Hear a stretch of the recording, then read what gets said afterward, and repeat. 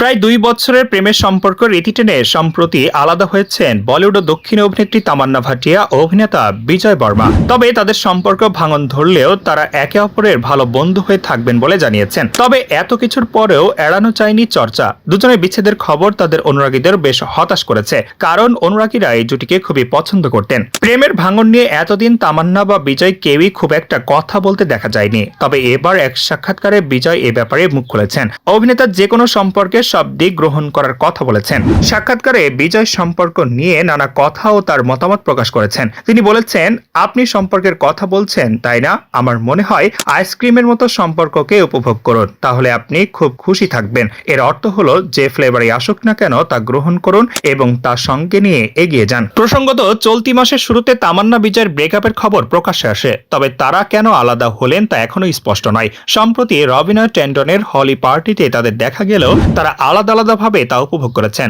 বর্তমানে তামান্না ও বিজয় উভয় তাদের কাজ নিয়ে ব্যস্ত।